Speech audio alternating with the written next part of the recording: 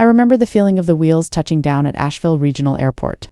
It was this mix of exhaustion and excitement, the kind that hits you when you finally reach the end of something long and hard. I had just wrapped up my junior year at Columbia, and not just survived it, thrived. Cybersecurity isn't exactly a laid-back major, but I'd pushed through, landed a competitive internship with CipherNest Labs in Seattle, and felt like everything was lining up the way it was supposed to. The plan was simple: come home for the summer, recharge, spend some time with my parents, and maybe even take a few quiet walks through the Blue Ridge Mountains. Asheville had always been that kind of grounding place for me. It wasn't flashy, but it was home. That morning I dragged my suitcase off the airport curb, called a rideshare, and stared out the window as we drove through the streets. I knew like muscle memory. I hadn't seen my parents in person since winter break, but we'd kept in touch. Texts, the occasional call. Nothing seemed off. But as we turned onto my street, I noticed something strange. My house, the 2-story blue-gray colonial with the white shutters, looked vacant. The lawn was overgrown. The porch light was off, even though it was early evening, and then I saw it. Boxes stacked near the curb, some open, some sealed. And right there, sitting on top of one of them, was a taped piece of paper with my name on it. I got out of the car slowly, my heart already starting to speed up. The driver asked if I needed help with the bags. I shook my head. I couldn't speak. I walked up and pulled the paper off the box. It was just a single line scribbled in my mother's handwriting. "Handle it yourself, Mom." At first I thought maybe it was some kind of mistake, a joke even. This wasn't real. It couldn't be. I dug through the boxes, trying to figure out what I was even looking at. There were my books from high school, some old clothes, random kitchen stuff, my childhood photo albums, my violin case, just thrown into boxes like junk at a garage sale. I ran up to the front door, tried my key. Nothing. It wouldn't turn. I knocked. Then I pounded. I rang the doorbell even though it was clear no one was inside. That's when I noticed the for sale sign staked in the yard, half fallen over, with a bright red "sold" slapped across the top. A neighbor from across the street came out onto their porch and gave me this look, half pity, half awkward curiosity. I suddenly felt like a spectacle, like a character in someone else's story. The Strata student who just found out the script had been rewritten without her. I stepped back from the porch and pulled out my phone. I called my mom. She picked up on the second ring. "Natalie." "What's going on?" I asked, my voice tight. "Why is the house empty? Why are my things out here?" There was a pause. Then, in the most casual tone I've ever heard her use, she said, "Oh, we moved. Your father and I left for Arizona last week. I figured you'd manage." "What do you mean you moved?" I said, my voice rising. "You didn't tell me. You didn't even... What is this?" "You're 22, Natalie," she said, annoyed. "It's time you learned how to take care of yourself. We've supported you long enough. We needed a fresh start. Your father's health has been up and down, and frankly, we're not in a place to keep worrying about everything. We did what we had to do. ... Then she hung up, just like that. No goodbye, no explanation, no offer to help. Just the dial tone, echoing in my ear like some kind of final punctuation. I don't remember sitting down on the curb. I don't remember how long I sat there staring at the ground, surrounded by my past, boxed up like junk mail. I just remember the way my stomach felt, like something had been ripped out and replaced with air. I was home, or at least I thought I was. But the truth hit hard: there was no home. Not anymore, and the people who were supposed to be there, waiting with open arms, weren't just gone, ... They had chosen to leave me behind. The sun had dipped lower by the time I pulled my hoodie over my head and sat back on the curb. I didn't even know how long I'd been out there. Time felt foggy, like I was stuck inside a dream where everything was a little too quiet, a little too still. I checked my phone. No new messages. I called my mom again. Straight to voicemail. I tried her 3 more times.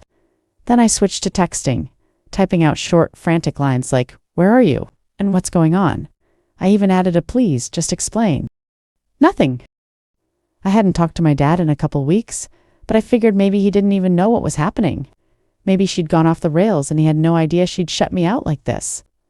I called him, hoping to hear that calm voice he always used when things were tense.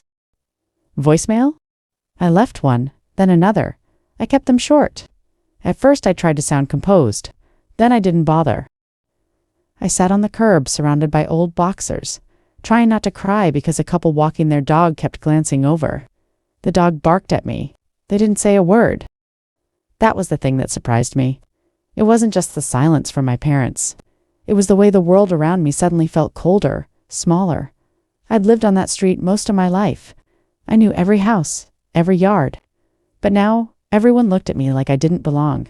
Like I was trespassing on a memory that wasn't mine anymore. After a while, I started calling friends. First from college, Leah, Sam, Emily, then a few old high school friends I hadn't seen in a while. I didn't lead with the whole story, just said I was in town and needed a place to crash for a few nights. Some didn't answer.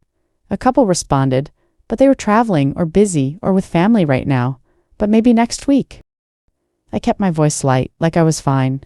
Like I wasn't sitting on a street corner with no key, no home, no plan. By the time the sky turned orange, my phone was down to 8%. I plugged it into my power bank and stared at the voicemail screen. Still no calls back. I opened my mom's contact again. I don't know why. I guess I thought if I just kept trying, eventually she'd feel something. Guilt, shame, even annoyance would be better than this dead air. She finally picked up on the 5th call. Her voice was tired, flat. Natalie, I already told you. We moved. You didn't tell me anything, I said, trying to keep my voice steady. You left. You didn't even warn me. I showed up and my stuff was on the lawn. She sighed, like I was the one being unreasonable. Look, we had to make a decision for your father's health. Asheville wasn't working anymore. He needed a change. And I didn't even deserve a heads up. There was a pause. Then she said, almost like she was reciting something rehearsed. You've always been independent. You've managed everything on your own since high school. College, internships, scholarships. We figured you'd be fine. You figured I'd be fine? You're not a child, Natalie, she said, her voice sharpening. You're 22. It's not our job to hold your hand anymore. We've done enough. ... She hung up before I could say anything else. I just stared at my phone for a long time, then let it fall into my lap. There was nothing left to say. Nothing she would have heard anyway. That was the moment it really sank in. This wasn't some mistake or misunderstanding. It wasn't a rushed move that got lost in the shuffle or a situation they didn't know how to handle. It wasn't about my dad's health. It wasn't about needing space. It was about them not wanting to carry me anymore. ... And instead of having the conversation, they just left. I picked up one of the boxes and tried to organize a few things, mostly to keep my hands busy. My childhood journals. My favorite hoodie from senior year. A couple photo frames with the glass cracked. All of it packed without care, like old junk from a garage that needed to be cleared out. That night, I ended up sleeping in a motel off the highway. Cheapest one I could find. The sheets smelled like bleach, and the air conditioner made this soft rattling sound every time it kicked on. But I didn't care. I lay there staring at the ceiling, my mind blank. There wasn't even anger yet. Just this strange, quiet numbness, like I was watching someone else's life fall apart. Because the truth was, I didn't have a home anymore. Not in Asheville, not in Arizona, not anywhere. I wasn't anyone's daughter now. Just a girl with a suitcase, a phone full of unanswered messages, and no one left to call. The motel checkout was at 11 a.m., and I waited until 10:59 to drag myself out. I hadn't slept much, maybe an hour or two, if that. Most of the night I just lay there staring at the ceiling, feeling like someone had pressed pause on my life and walked away with the remote. I still didn't know what to do. My bank account wasn't empty, but it was nowhere near comfortable. I had enough to get by for a week or two, maybe a little more if I skipped meals and stretched every dollar. But I couldn't stay in motels forever, and I didn't have any family to call, not anymore. I sat on a bus stop bench, holding a to-go coffee I didn't even want, trying to think clearly. Every option felt like a closed door. And then, out of nowhere, my phone lit up. It was a text from a number I didn't recognize at first. Hey, it's Leah Sharma from Columbia. Heard you're in Asheville and in a bad spot. Need a couch? I stared at the screen like it might disappear. Leah and I had taken 2 classes together sophomore year. We weren't exactly close. We exchanged notes a few times, shared a couple study sessions, but that was it. She was smart, focused, a little quiet. We never hung out outside of class. I had no idea how she even found out I was back in town, let alone struggling. I hesitated. Part of me didn't want to say yes. It felt like admitting something I hadn't fully said out loud yet, that I was homeless, that I'd been abandoned, that I had nowhere else to go. But the other part of me, the tired, hungry, scared part, knew I didn't have room for pride anymore. "Yeah," I texted back. "If it's really okay? I'm sorry to even ask." She responded immediately. "No, apologies. Just get here." Her apartment was a 15-minute bus ride away, on the east side of town. When I knocked on the door, she opened it with a soft smile and a tired ponytail, like she'd just come from work.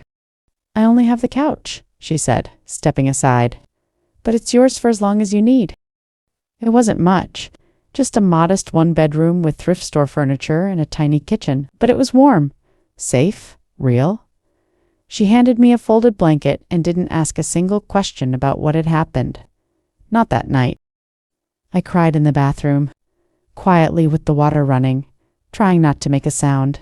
Then I came out, made up some excuse about needing to check emails, and sat on the couch while she made pasta. I slept better that night than I had in days. Not because I was comfortable, but because for the first time since stepping off that plane, I didn't feel like I was being hunted by my own life. The next morning I went back to the house to collect what was left. A few boxes were gone, probably taken or thrown out, but most were still there, damp from the morning dew, some slightly torn, but still there. I opened them slowly, taking stock of what I could carry and what I couldn't. There were things I knew I had to leave behind. My old yearbooks, my first guitar, a framed picture of me and my dad at the science fair in 5th grade. I picked it up, held it in my hands for a while, and then gently set it back down. Some things just wouldn't fit anymore. Not physically, not emotionally. I took the essentials, my laptop, a few changes of clothes, my notes and textbooks, and one small wooden jewelry box that had belonged to my grandmother. It was scratched and worn, the hinges loose, but it still clicked shut the way I remembered. Inside were a few rings she'd passed down to me when I turned 16. I held it tight for a while, then tucked it carefully into my bag. That evening, sitting cross-legged on Leah's couch with my laptop open and my phone in my hand, I stared at my parents' contact names, Mom, Dad, ... to people who had been my entire foundation, my history, my future, and now they were strangers. I didn't cry when I blocked them. I didn't hesitate. I just hit the buttons and watched their names vanish from my screen. It wasn't revenge. It wasn't even anger. Not yet, ... It was something quieter than that. It was survival. The job at the coffee shop wasn't glamorous, but it was a start. It was one of those small, independently owned spots tucked between a yoga studio and a bookstore on a quiet stretch of downtown Asheville, the kind of place where regulars ordered oat milk lattes and tipped with exact change. They were hiring part-time, and I didn't even have to fake a smile when I said I could start immediately. I needed something, anything to keep me moving forward. The pay was low, the hours inconsistent, but the rhythm helped. Morning shifts meant I was up before the sun. I learned how to grind beans, steam milk without burning it, and fake casual small talk with strangers before 8 a.m. My feet hurt constantly. I came home with coffee grounds in my pockets, and my hair smelling like roasted espresso. It wasn't enough on its own, so I doubled down on everything else. I signed up for extra online classes through Columbia's summer program. They were accelerated, dense, and expensive, but I used what was left of my savings and told myself it was an investment. I could graduate a semester early if I pushed hard enough. That became the goal. Finish early, move out, get to Seattle, start fresh. At night, after my shifts and coursework, I'd scour freelance forums for cybersecurity gigs, bug bounty listings, website audits, small business security upgrades, anything remotely legit that paid even a little. I wasn't picky. I was hungry. Most nights ended with me sitting on Leah's couch with my laptop balanced on one knee and a half-eaten granola bar in my hand. The light from the screen was harsh, and I always kept the volume down low so I wouldn't wake her. I was constantly juggling tabs, class lectures, job boards, scholarship applications, spreadsheet budgets. Every time one thing got checked off, 2 more popped up. Leah noticed. "You've got to sleep eventually," she said one night gently. She was washing a bowl in the kitchen while I typed an email to a professor about a project extension. "I will," I muttered, eyes locked on the screen. "You said that last night too." I didn't answer. She walked over and handed me a glass of water. "You can't run on fumes forever, Nat." I looked up and tried to smile, but it didn't quite reach. I don't have a choice. She sat beside me and didn't push. That was the thing about Leah. She didn't try to fix it. She just existed beside me, steady and patient. And I needed that, because the truth was, I was tired. Bone deep, soul-heavy tired. But I was also terrified that if I stopped moving, if I let myself rest, I'd fall apart. And I couldn't afford that. There were nights when it all caught up to me, quiet, lonely hours around 2 or 3 a.m., when I'd shut my laptop and just sit there in the dark. That's when the fear crept in, the grief, the part of me that still couldn't believe how easily my parents had let go. Sometimes I cried, not loud, heaving sobs, just silent, steady tears that rolled down my cheeks while I stared at the ceiling and tried to remember the last time I'd felt safe. Then I'd wipe my face, open my laptop, and get back to work. This wasn't just about getting by. I wasn't trying to patch holes. I was building something permanent, a life no one could take from me, a foundation that couldn't be pulled out from under me without warning. I couldn't control what had already happened, but I could control what came next. I kept my head down and pushed forward. No shortcuts, no distractions, just grind. Still, the cracks started to show. I forgot to eat some days. My hands shook during one of my shifts at the coffee shop, and my manager pulled me aside to ask if I was okay. I said I was fine, that it was just a long day. He nodded, but I could tell he didn't quite believe me. Leah started leaving little things out for me: granola bars, bananas, sticky notes with reminders to take breaks.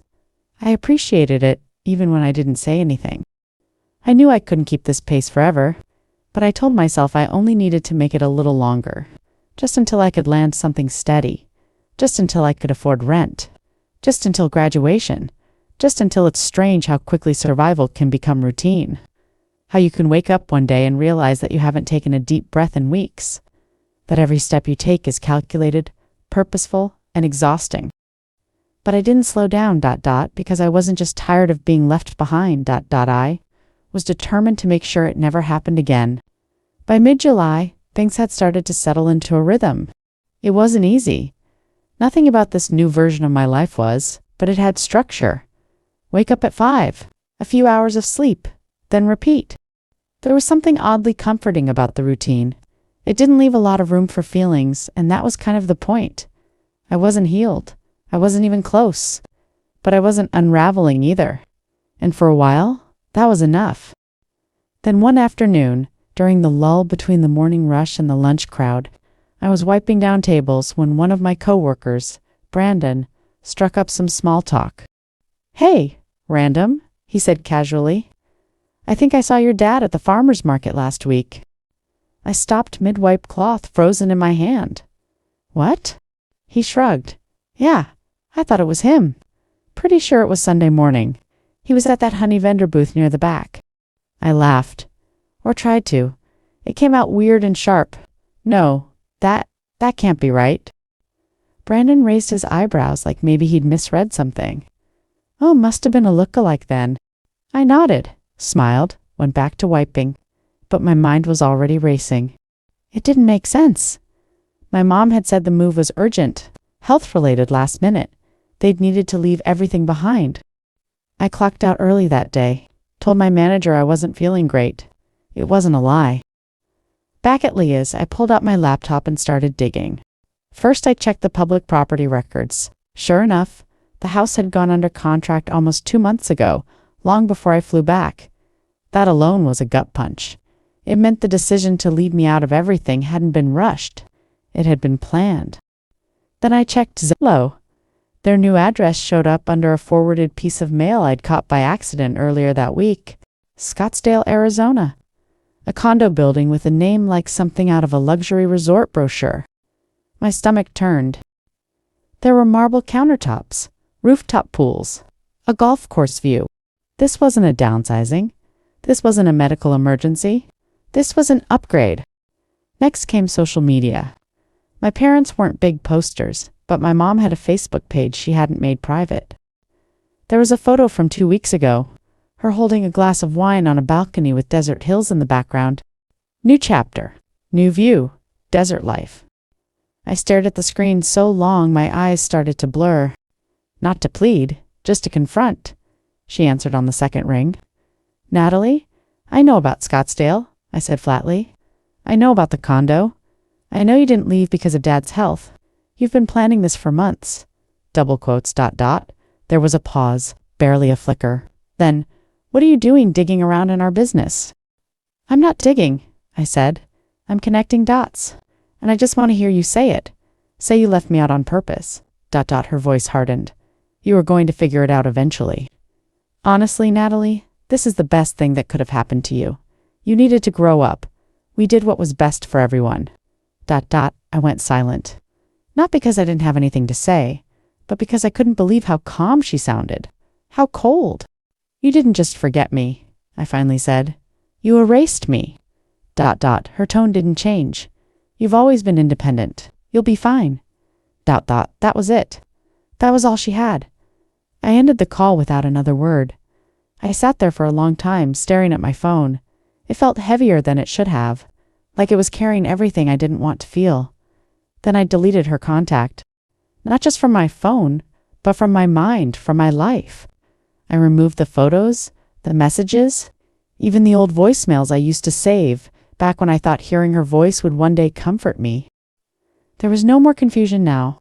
No more wondering if I was overreacting, or if I'd missed something, or if things would one day make sense, because they did make sense now. They hadn't left me behind by accident. ... They had thrown me away on purpose. There was something strangely freeing about hitting rock bottom. Once you accept that the people who raised you aren't coming back, and that the version of home you thought was permanent is just gone, what's left is quiet. And inside that quiet, if you sit with it long enough, you start to hear your own voice again. Leah helped me find that voice. She never said much, never offered dramatic pep talks or told me how strong I was. That wasn't her style. But every time she left a snack on the counter with a sticky note that said, "Eat this," or asked, "How many hours did you sleep last night?" Without pressing too hard, I felt anchored, like I still mattered to someone. I started to believe I could matter to myself again, too. One night, in that same cramped corner of her living room, I opened my laptop and started applying for a Women in Tech scholarship I'd been eyeing for months.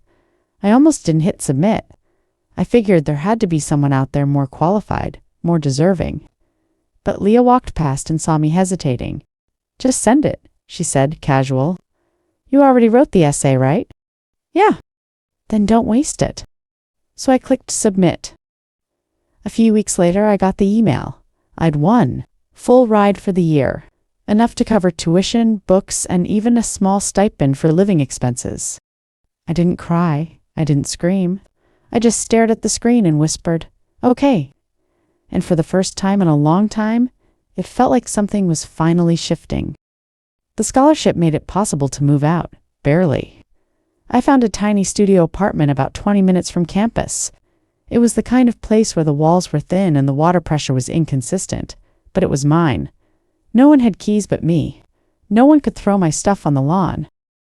That first night, I slept on a borrowed air mattress and ate instant noodles on the floor. And I remember looking around the empty space, feeling a strange kind of peace.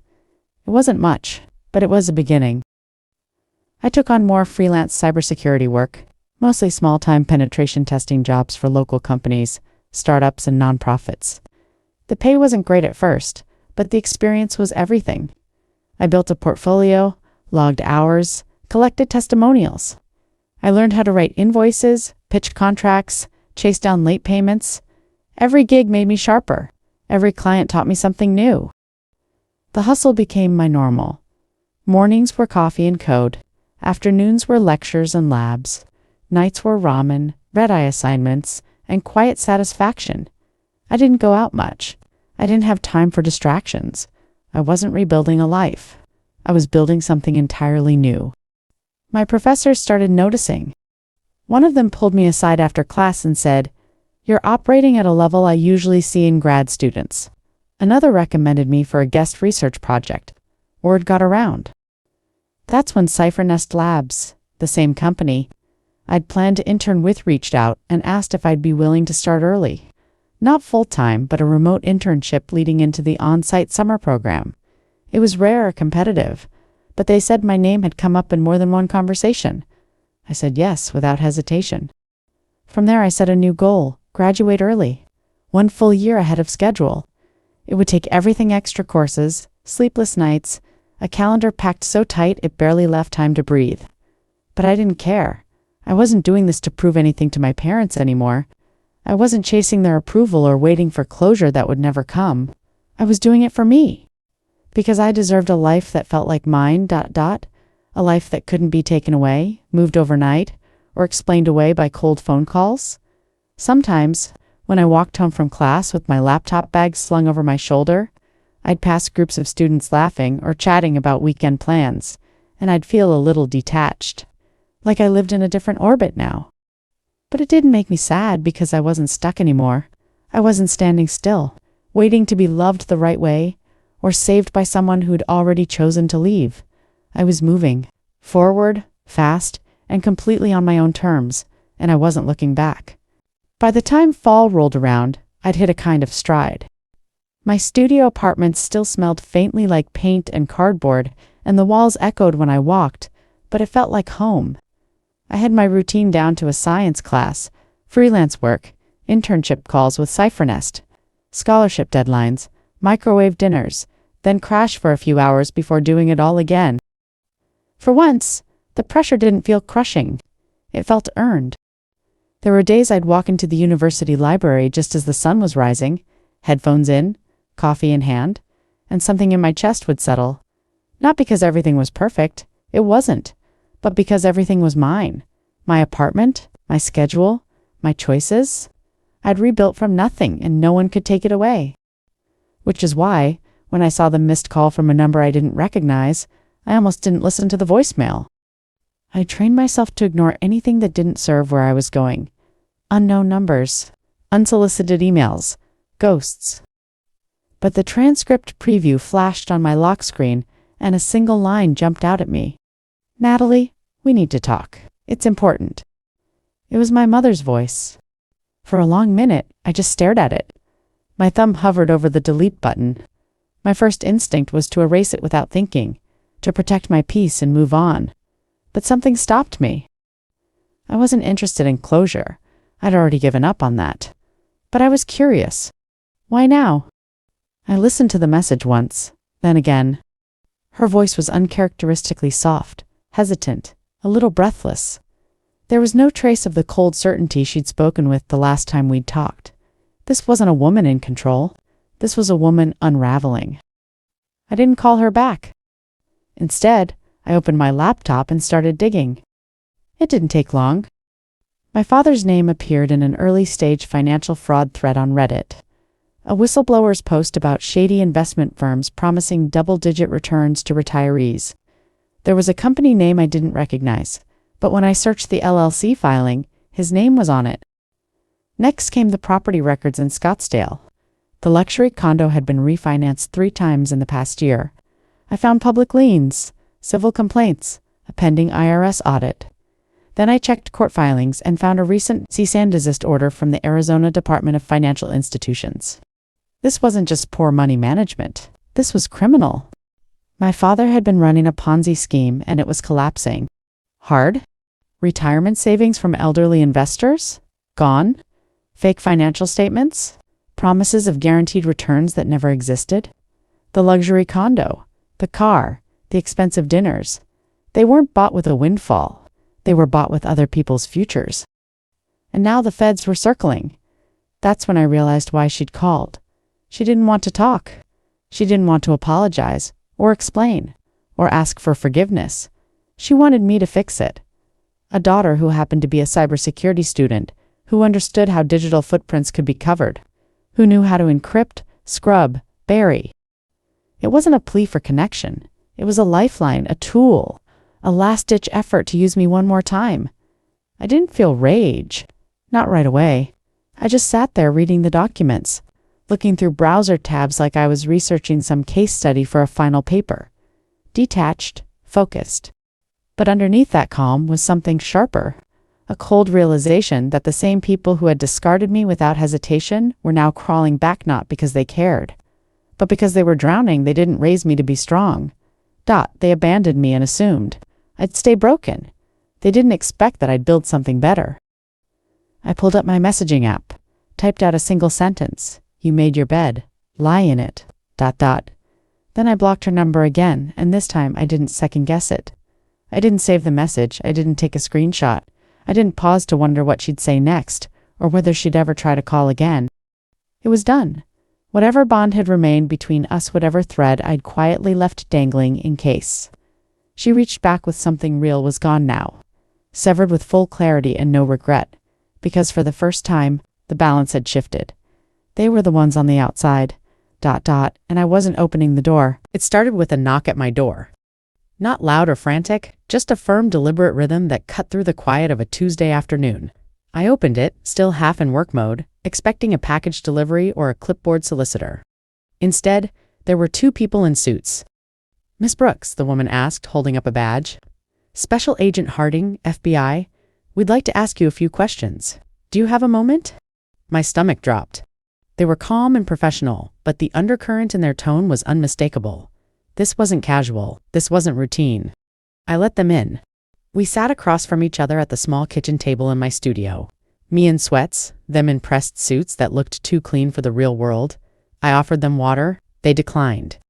"We've been investigating your father, Thomas Brooks," Agent Harding began, "and during that process we've received information suggesting you may have been involved in helping him manage certain financial accounts tied to the scheme." The word involved hit like a fist. I blinked. "Excuse me?" She slid a folder across the table. Inside were printed screenshots of emails, partial documents, and fragments of digital communications. Sloppy, disjointed, but just enough to raise suspicion, especially if you didn't know the context. "This can't be real," I said. "That's not. No, I didn't help them. I haven't spoken to them in months." Harding didn't accuse. She simply looked at me the way someone does when they're deciding if you're lying or just scared. I was both, but not in the way they thought. I took a breath and said, "I want a lawyer." She nodded. "That's your right." The next 72 hours were a blur of calls, documents, and exhausted explanations. I handed over everything: my laptop, my emails, my message history. I logged into cloud backups, pulled metadata from projects, exported timelines. My lawyer guided me through every step, and I followed his advice to the letter. By the end of the week, it was clear. Not only was I innocent, I was the one who'd unknowingly uncovered half the paper trail that helped the government make its case.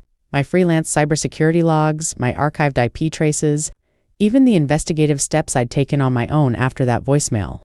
All of it painted a picture of someone trying to understand, not someone trying to hide. The agents left with apologies and formal gratitude. A few months later, the trial concluded. The evidence was overwhelming.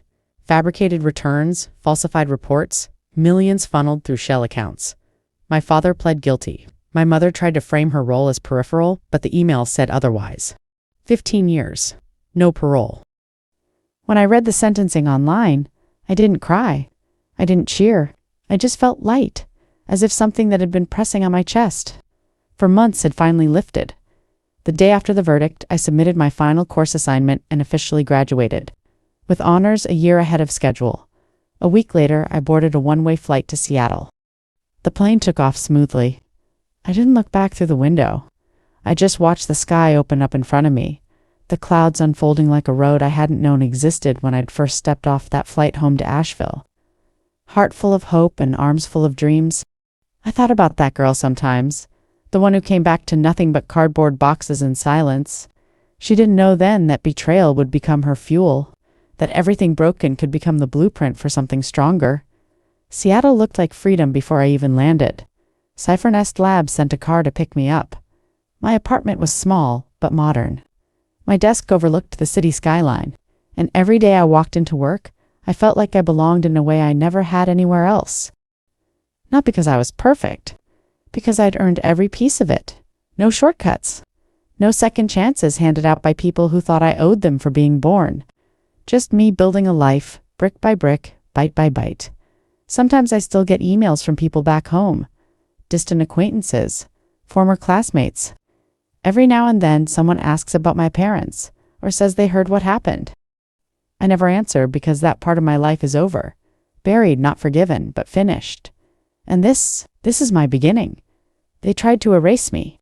Instead, they lit the match that forged me. And now, I owe them nothing, but I've built everything.